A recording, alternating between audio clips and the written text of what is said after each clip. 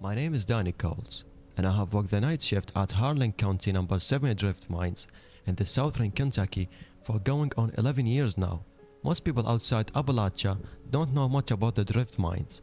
You don't go straight down into the earth the way you might imagine. You go in sideways. The mountain is there in front of you, and there is a tunnel that cuts into its face. You walk in, and the mountain swallows you. The ceiling gets lower. The air gets heavier. The light from outside disappears behind you so fast, it almost feels like it was never there. I grew up in Harlan County. My father worked number 7, and his father worked the old Everts mine 3 ridges over, before the company sealed it in 1971. Coal mining isn't a job in this part of Kentucky.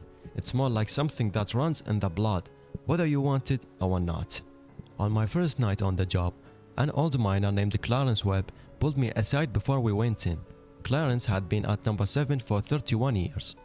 His hands were permanently black at the knuckles, the coal dust so deep in the skin that no amount of scrubbing ever got it all out. He didn't say much as a rule, but the first night he handed me a piece of folded paper, 5 things written in the pencil. His hands writing, slow and careful. I laughed, and I actually laughed, but Clarence didn't laugh back. He just said, "Every man who ever ignored one of those is either dead or gone from this county." Then he walked into the mine ahead of me, and that was the end of the conversation. I still have that paper. I still follow every single rule on it. Rule 1. If you ever hear knocking that isn't from your crew, stop what you're doing and listen. Do not go toward it. The first thing they teach you on any coal mine is that the mountain talks. Timber shifts, rock settles, gas move through seams in a ways that make sounds you wouldn't expect. Every experienced miner has a library of sound in his head. The creak, that means the roof is taking pressure. The pop, that means a seam is expanding. The low groan, that means the water is moving somewhere where it shouldn't be. You learn to read these sounds the way you'd read words on page. Your life depends on it. But there's another kind of knocking in number 7, and everyone on the crew knows the difference. The knocks comes from the older sections, the worked out rooms we call the gap. The parts of the mine where the coal is already gone, where the roof has been settled, where nobody gets anymore. It's rhythmic, 3 beats, then a pause, 3 beats, then a pause, like somebody on the other side of a wall asking to be let in. Old Clarence told me the miners who came before us called them Tommy knockers, Welsh and Cornish immigrants. Welsh and Cornish immigrants brought the story over 150 years ago, and it took root in the mountains the way everything takes root here, deep and permanent, and resistance to being dug out. The legend says they are spirits of miners who died underground. Some say they warn you before a collapse. Some say they lead you away from the crew and into sections of the mine where the roof hasn't been checked in 20 years. What I know is, on my second month on the job, a man named Ray Sizemore heard knocking from the gap on our main entry. Ray was from Indiana. He'd worked the strip mines out west, open pit operations, places where the sky was always visible and the ground was always solid. He didn't know about the rule, or maybe he knew, but he didn't believe it. He followed the sound. We found him 4 hours later. He was in a section of a mine that hadn't been active since the 1980s. He was sitting against a timber post with both hands pressed to his ears, rocking back and forth, repeating the same word over and over. I won't bother to tell you what the word was because it doesn't matter. What matters is that Ray Sizemore quit that same shift, drove to Indiana, and as far as I know, never walked underground again. He never explained what he'd seen in that section and never spoke about it to any one of us. He just left. The knocking still comes. Sometimes it takes 2 weeks, and sometimes it happens 3 nights in a row. When I hear it, I stop what I'm doing.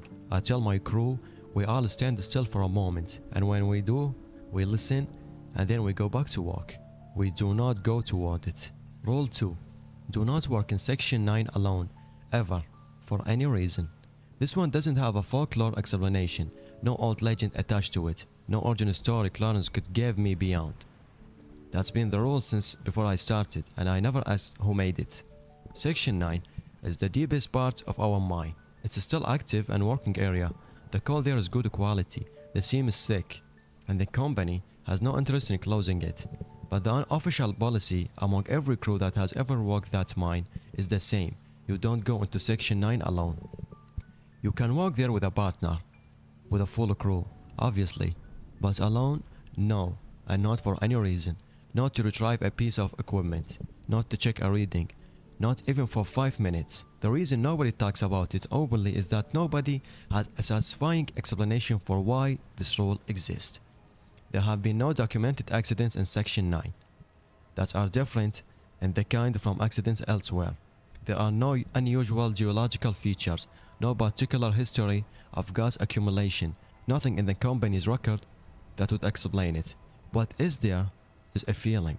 Every man who has walked number 7 for any significant length of time will tell you, if you catch them on the right night and ask them directly, that Section 9 feels different, not always and not on every shift, but sometimes. And there, you become aware that the ordinary sounds of the mine, the dripping water, the timber settling, the distant mechanical hum have all gone quiet. And in that quiet, you become aware that you are being watched, not threatened and not in danger. At least not in a way you can name. Just observed, the way you would feel if you turned around on an empty street late at night and had the absolute certainty that somebody was standing right behind you, even though when you turned there was no one behind you. I felt it twice in 11 years. Both times I was with my crew. Both times everyone felt it, without anyone saying a word and without any discussions. We all walked faster until we were back to the main entry. A man named Chester Holt walked Section 9 alone in 2019. He was driving a drill, but he'd left behind at the end of the shift. He was in and out in less than 10 minutes, by his own accounts.